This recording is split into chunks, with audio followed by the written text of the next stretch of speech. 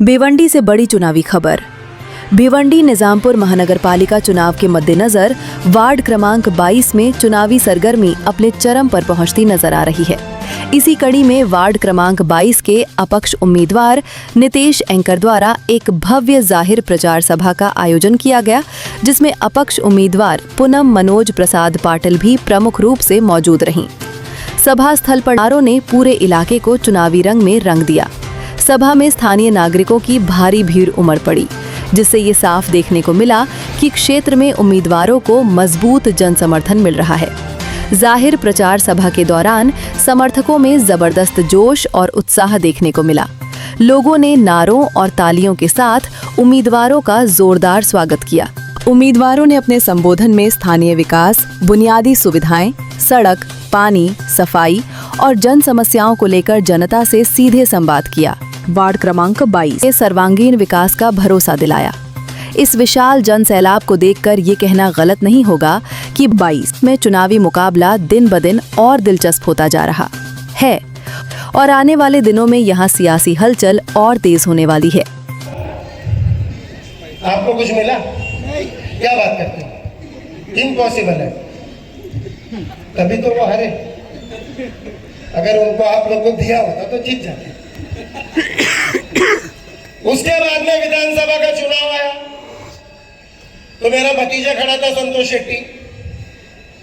उसके पास से कुछ मटेरियल, विठल भाई क्या बोलते हैं मटेरियल, ये हम आपको मदद करेंगे, आप हमारे पार्टी में थे, उनसे लिया। उसके बाद में वो जो चुन के आए रईस शेख साहब, आपको पता नहीं होगा, मैं बताता हूं, मैं 2 मिनट लूंगा। रईस शेख साहब को बोला गया कि मैं चुप बैठने के पैसे लूंगा। एक को बोलता मैं काम करने के पैसे लूंगा, एक को बोलता मैं चुप बैठने के पैसे लूंगा। तो इसका मतलब क्या होता है? जो व्यापारी होता है ना, व्यापारी को कभी वोट मत दो। वो जाएगा और व्यापारी करेगा, रोड बेचेगा, गटर बेचेगा, लाइट बेचेगा, सब बेचेगा। आज के चुनाव में उसने 3 करोड़ रुपया खर्चे करने का प्रोग्राम बनाया। अरे हमारे पास तो पाव भाजी को देने को पैसे नहीं है। और मेरे भाई नितेश एंकर जी का ये निशानी क्या है? साहब बघा तो लोकांपर्यंत गेला तुमचा। हिंदी में जानबूझ के क्यों बात करता हूँ, कुछ लोग यहाँ पर हिंदी भाषी है, मराठी ऊपर से बाउंस हो जाता है, इसलिए हिंदी में बोलता हूँ। तो आने वाले 15 तारीख को आप लोगों का वोट कोई ना कोई बोगस करने की कोशिश करेगा। जो बोलता हूँ एकदम मुद्दे की बात बोल रहा हूँ। तो इसको बचाने के लिए आप लोग को जाकर आपके वोट को सुरक्षित कर आप झगड़ा करके आपका वोट डलवाना है स्त्री पे। और बहुत बहुत धन्यवाद आप लोग को, क्योंकि समय बहुत कम है, नहीं तो आप लोग को मैं बहुत एंटरटेन करता, बहुत अच्छी बात सुनाता कि हमारे मानसरोवर में क्या। हमारे सामने 2 दमदार उम्मीदवार बैठे हैं, हमारी पूनम ताई और एंकर नितेश जी एंकर।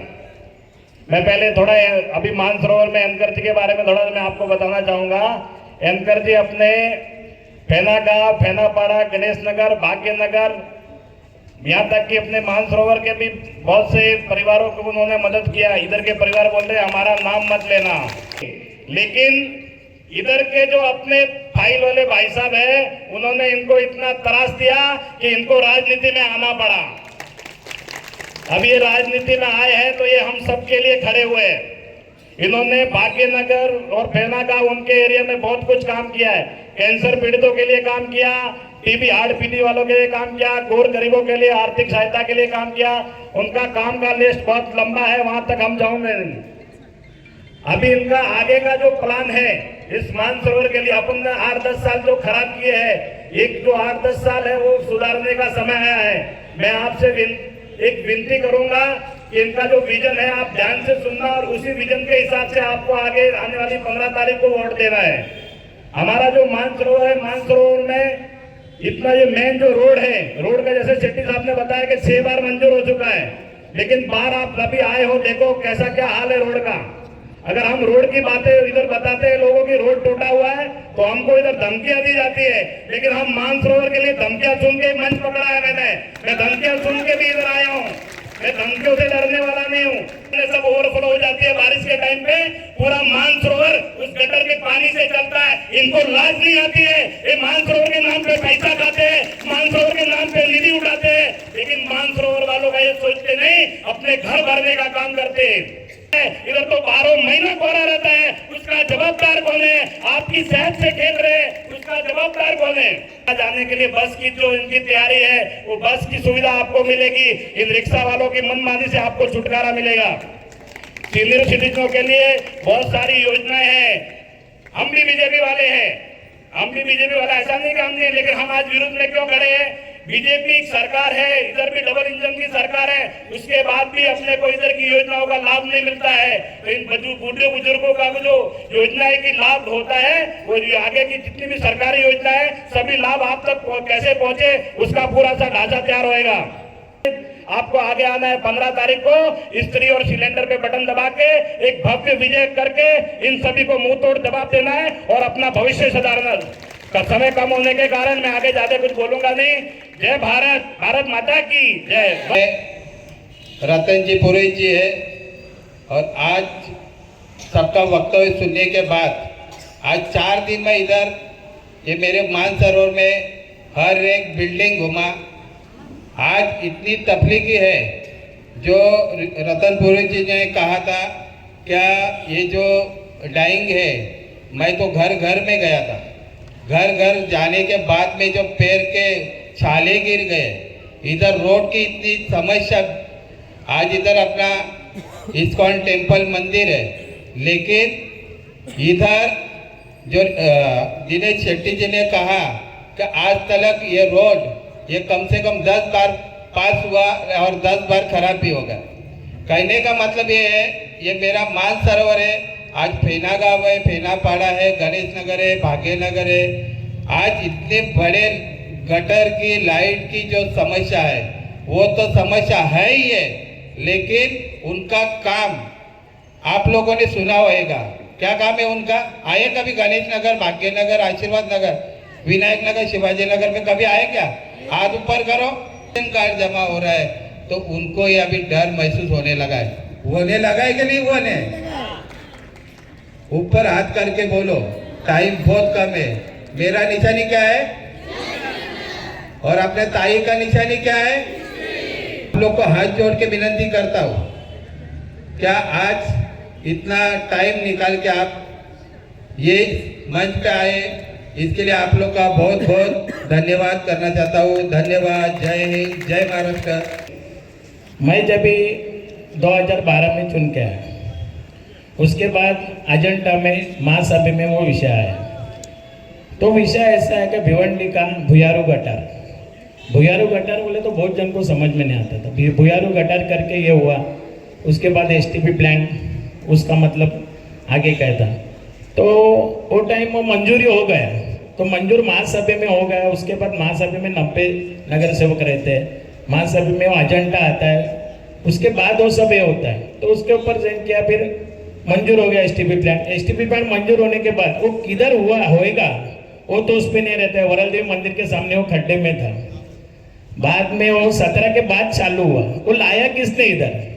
अभी लोग बोलते हैं ठीक है 90 नगर सेवक रहते हैं, साइन करते हैं, एजेंडा आता है, वो करना पड़ता है, उसको अपन विरोध नहीं कर सकते, क्योंकि अच्छी सुविधा आती है तो जब उसको विरोध नहीं अपन कर सकते। कि भिवंडी में आज तक भुयारू गटार ही नहीं थे, एसटीपी प्लान ही नहीं था, उसके लिए ये मानसरोवर का ड्रेनेज का पानी भी तालाब में जाके तालाब खराब हो गया। तुम आए हो तो अच्छा काम करो, व्यापार मत करो। व्यापार करना है तो व्यापार ही करो, राजनीति में मत आओ। मैं इतना ही बोलूंगा, ज्यादा नहीं बोलूंगा। और सबके मैं शुक्रिया अदा करता हूँ, आप इतने बड़े संख्या में आप आ गए। भारत माता की, भारत माता की। और इधर आए हुए सभी मेरे माता पिता और भाई बहन को मेरा सप्रेम नमस्कार। आपको प्रसाद भाई का नेचर, स्वभाव और काम क्या है आपको सबको पता है। वही काम को नेक तरीके से होने के लिए मुझे आपके आशीर्वाद की ज़रूरत है। आप ऐसे उम्मीदवार को चुन के लाओ, वो खाली वादा नहीं तो काम करके दिखा सकता है। आपका एक वोट आपका विकास, मानसरोवर का विकास और पूरे वार्ड का विकास के लिए है। इसीलिए मैं आपको मैं गुजारिश करती हूँ कि आने वाले 15 तारीख को आपका कीमती समय निकाल के वोटिंग बूथ पे जाके आपका वोट नितेश भैया और मुझे मतलब स्त्री और गैस सिलेंडर को देके भारी मत से जीत के लाओ। धन्यवाद। तो ये लूट पाट बंद करो, ये नेता नहीं है, नेता का इनके ऊपर ड्रेस है खाली। ये शेर की खाल में भेड़िए है, नोचने है नोचने। पहले जैसा मानसरोवर का रोड था वैसा भी आज नहीं है। सेंट्रल में आप और राज्य में आपको कौन निधि रोक रहा है भाई? जो रोक रहा है उसको लिए आप, मैंने अभी सुना कि वो गुंडागर्दी भी कर लेते हैं, तो गुंडागर्दी पब्लिक के साथ तरह जानती हूँ ये बहुत बड़े राजकारणी नहीं है और सचमुच हमें वैसे चाहिए भी नहीं। समाज कार्य जिसको हम बोलते हैं, ये सब सोशल वर्कर है। कुछ दिन पहले ही एंकर जी जो है नितेश, उनसे मेरी मुलाकात हो गई। जो सच है वही मैं बताऊंगी। उनको मैं अच्छी तरह नहीं जानती हूँ, लेकिन 2 दिन में जो कुछ मैंने जाना, उनसे बात हुई, उनके भाई साहब भी आए थे, तो इतना तो हम अभी इतने सालों में सीख जाते हैं कि अच्छाई और बुराई की पहचान हम कर सकते हैं, आप भी कर सकते हो। बहुसंख्य से इनको दोनों को, पूनम जी को और नितेश एंकर, इनको हमको जीत कर लाना है। ये एक अच्छे इंसान है, काम करने वाले, बातें करने वाले नहीं, इसलिए ये कम बातें करते हैं, काम ज्यादा करते हैं। दूसरी बात जो इन्होंने अभी कहा, लोग तो अलग अलग बातें करेंगे।